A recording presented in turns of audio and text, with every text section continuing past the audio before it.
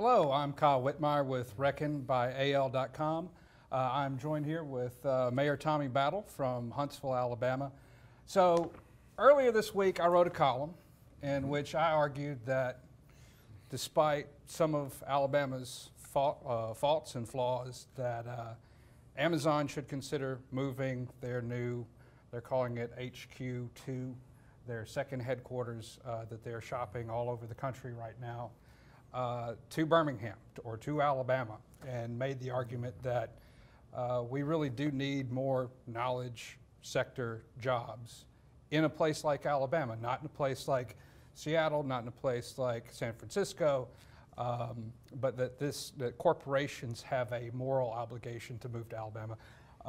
Mayor Battle took a somewhat different view and sort of took issue with my column and had some words to say, and we figured we'd sit down and have a conversation, sure, a debate, a battle, whatever you want to call it about it. Why don't you tell me? Conversation. Okay, how about okay. that? So why don't you walk through, I guess, what you took issue with and what you really think the message should be out Sure. You know, we've been doing this, I've been doing this for the past 10 years. We've had some pretty good success in our area. We've brought in 20,000 jobs, $2 billion worth of investment over the last 10 years. And one of the things that you find when you go out and you're recruiting industry, and you're bringing industry here, which is the same thing that we're doing with Amazon. We're recruiting them. We're trying to give them a reason to think that, Alabama would be a neat place to settle. Whether it's Birmingham, whether it's Huntsville, whether it's Scottsboro, who's in the mix. Alabama would be a great place to settle. And when you do that, you talk about workforce, you talk about cost of living, you talk about all the things that help them make a decision about coming to an area. You talk about education, you talk about your transportation system, but all that gives them a reason to come to your area. I've never seen a group come in yet for moral reasons, but I think that we have a lot to talk about, to contribute when we start talking about Birmingham, or we start talking about Huntsville, or even the other North Alabama areas of Scottsboro. When we start talking about an area, each area has some attributes that would maybe attract somebody like Amazon. We've done a lot of work in that field of attracting industries. Some we've won, some we've lost. Right now, we have about 54 projects sitting on the board right now, and we generally win 1 out of 6, 1 out of 7, maybe 1 out of 8, and it's anything from 20 jobs to 2,000 jobs. But as we do that, as we recruit those industries, sometimes there's a spin-off effect. When we fought, I think Challen remembers when we were going after the 777X project, we were working to bring in the Boeing to actually build mainframes for Boeing. And Boeing came in and they put up a competition. We got in the final 3, and then the unions voted in Seattle for a contract that they could live with. And so Boeing decided to build their 777X in Seattle. And for us to be building that and to have the manufacturing and the advanced manufacturing to do that was going to be a stretch for our community. But we decided to go after it, and we went after it, and we're in the final 3. And something in that proposal that we had made them look at us again. And so when they came back and, after we lost that competition, quote, lost that competition, they came back and they decided that they were going to put their engineering, Center of Engineering Excellence in a community. And they ended up locating 400 people in our area, $100,000 a job. So we ended up with a $40 million economic expansion of our city and our area. And that I think is very important to think of. Hey, if we don't win Amazon, maybe we get an Amazon distribution center. Maybe they see something in our proposals that they like and say, these people really want to be part of our ecosystem, so why don't we do something to sell it? And I think part of it is that we as Alabama, we need to sell ourselves. We need to sell the great things happening in our communities. We need to talk about Mobile doing the Bombardier and building some of the most advanced technological destroyers in the world. We need to talk about Montgomery sitting there doing the cyber for the Air Force. We need to talk about Birmingham, where we've had cures for cancer being produced right here. We need to talk about Huntsville, where we have the first human genomic clinic. And, I think part of the conversation has to steer to us saying, you know, we say Huntsville a smart place. That's what we rebranded ourselves to 10 years ago. Part of that conversation comes back to saying Alabama is a smart place. We do a lot of smart things here. But I mean, let's look at, I mean, there are lots of cities that are competing for this. Mm-hmm. There are lots of cities out there. Gary, Indiana is putting in a pitch. Saw where Scottsboro, Alabama is even Sure. you know, submitting a proposal. But let's face it, I mean, this request for proposals has a number of criteria. Mm-hmm. Some of them are very subjective. Some of them are more objective criteria. Sure. You know, they ask for things that, you know, most Alabama cities don't have. I mean, they ask for a city that has direct daily flights to Washington, D.C., New York, Seattle, San Francisco. They're looking for a place with a certain incredible number of square feet for business space. Sure. I mean, I think one of our reporters reported that the square footage that they're looking for would be the equivalent of 14 Wells Fargo towers that we have downtown. How do you get around those, like those very basic obstacles that might be an impediment for something like this, including that they say they're looking for a metro statistical area with more than 1 million people in it. Huntsville has about, what, 460,000 people in its metro statistical area. Yeah, and the interesting thing is, you know, they're looking for a labor shed. Our labor shed includes 1.3 million people across North Alabama. It includes 5 million people if you look at a 90-mile radius when you look around, and that's part of what we had in our when we had our proposal. But the Birmingham market has that kind. I would argue with you that the office space, there's not a community in probably in the U.S. that has that much empty office space right now. It's going to have to be built. It'll have to be built at some point. When you start talking about airports, I mean, we went out and we recruited AirTran to come to our community, and to recruit them, all you have to do is you have to show them, I got some profitable routes that will stay profitable for you. If you've got 50,000 people who 20,000 are traveling on a regular basis and they're going on one route or another, you can show pretty quickly that you're going to have a profitable route. We know how to recruit airlines. Birmingham knows how to recruit airlines. So you look at some of those factors that you're looking at, and you got to say, we're competing on a nationwide basis. Who can compete with us? You know, in our case, who has an 18-minute commute to work? Who has workforce that can come in and actually be in place? And you know, you shoot at it. If you don't shoot at it, you never have a chance at winning. And if you don't shoot at it, you never have a chance of coming to and bringing attention to that company. You know, who's to say that at some point there may be a distribution center that Amazon wants to put in? And because of the proposals that came in, they saw that Birmingham had a great proposal, and they said, let's put a distribution center there. I think a lot of it is we shoot at a lot of projects. We work a lot of projects that really talk about our community and talk about how great our communities are, how great our state is.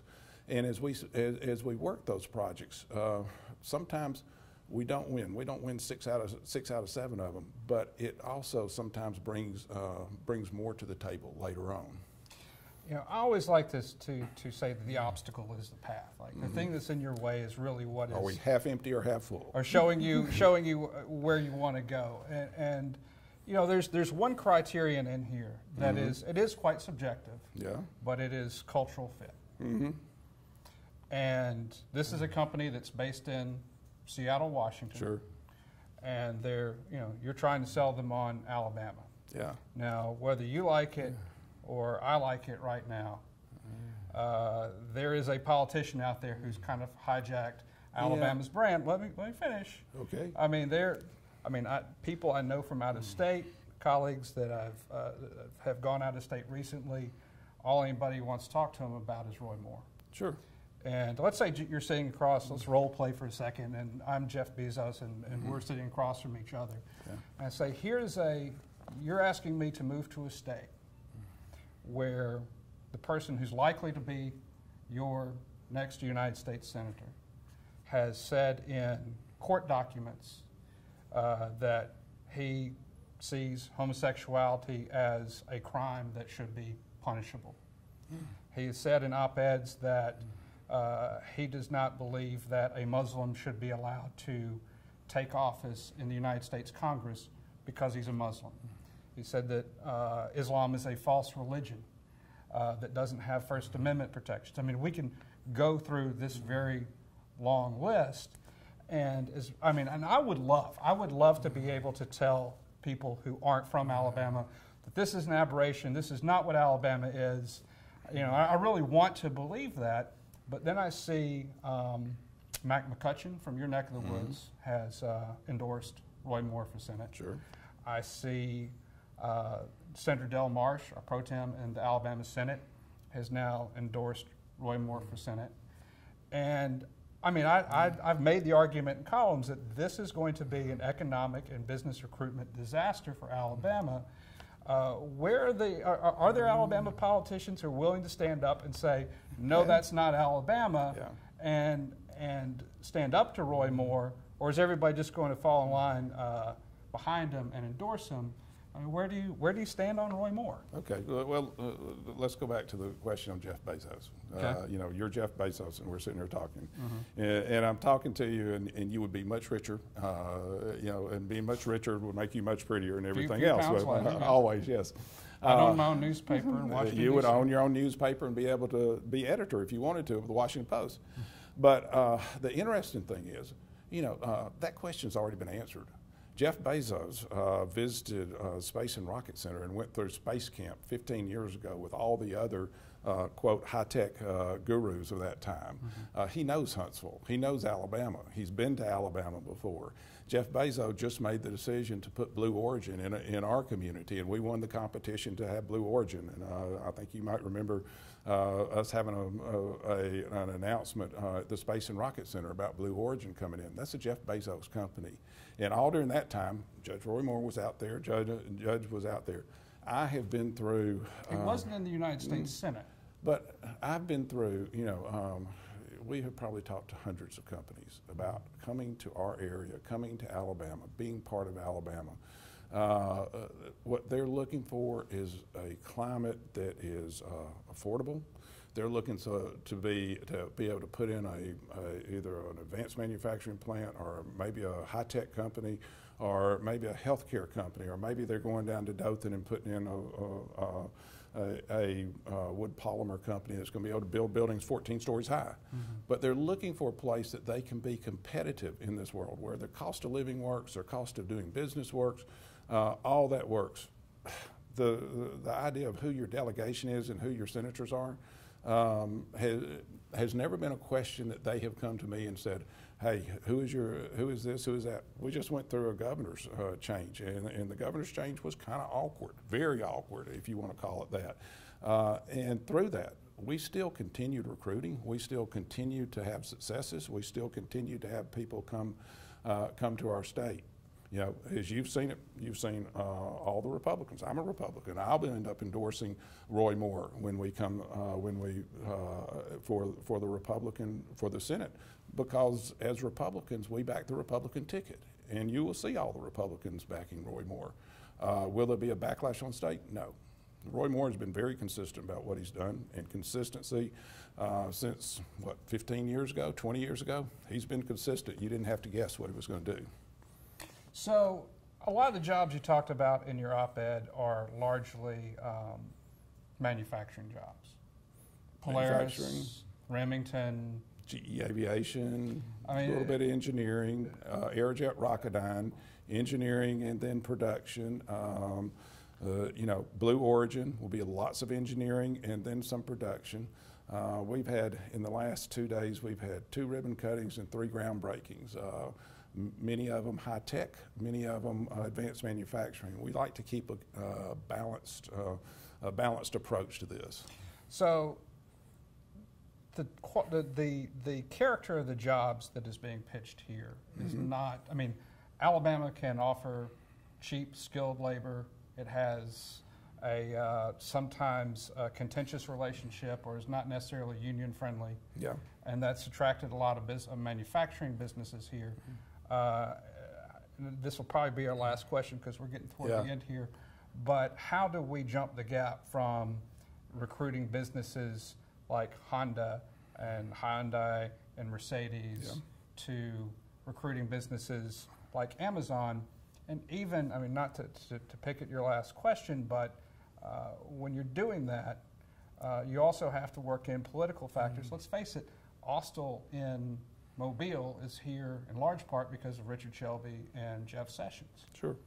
I mean, those. How do you work around the political impediment of having people in Washington who are maybe not your best ambassadors? I'd argue that Austell's there because the shipbuilding business has been down there forever. In 1975, I worked down in Mobile at the Alabama Dry Dock and Shipbuilding Company. Lived at Miss Dobson's boarding house down on Government Street.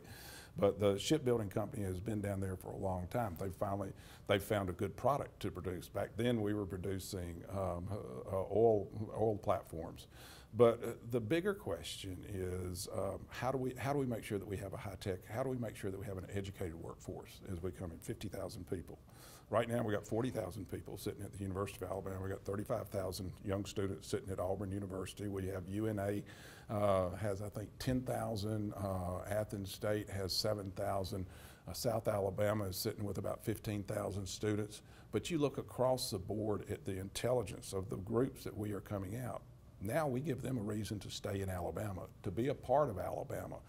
Instead of moving to Atlanta or moving to Chicago or moving to Charlotte or wherever they want to move.